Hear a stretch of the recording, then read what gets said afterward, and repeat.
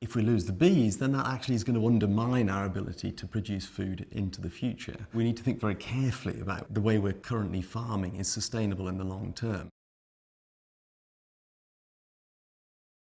The nice thing about bees is that everyone can help.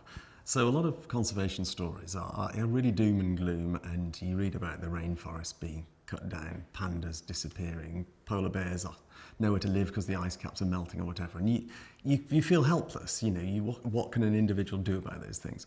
With bees, you can do something. We can all help, and the simplest thing you can do is just plant bee-friendly flowers. If we lose the bees, then that actually is going to undermine our ability to produce food into the future. We need to think very carefully about whether the way we're currently farming is sustainable in the long term.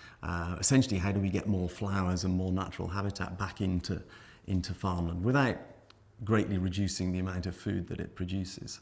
There are lots of ways that we can change the way we grow food to make it more bee-friendly, like setting aside just a tiny proportion of farmland to grow flowers. You're taking a tiny bit of land out of production, but it's insignificant in the grand scheme of things.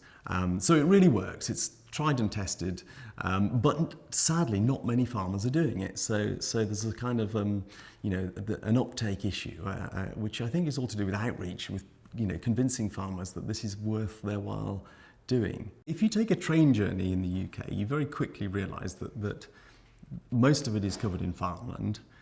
Most of that consists of wheat fields, oilseed rape fields, or pasture.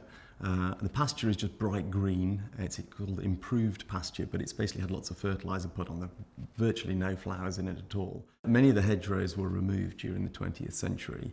From a bee's perspective, the only flowers are when the oilseed rape flowers, but bees need food all year. So if you're a bee flying across the English landscape, most of the year there is almost nothing for you to feed on. And actually you'd find it a big relief when you came to someone's garden, because that's pretty much the only place these days where there are any flowers.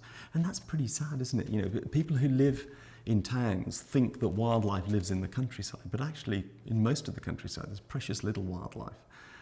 There's so much we don't know about the lives of these insects. There's plenty to keep me occupied for the rest of my career, I'm sure.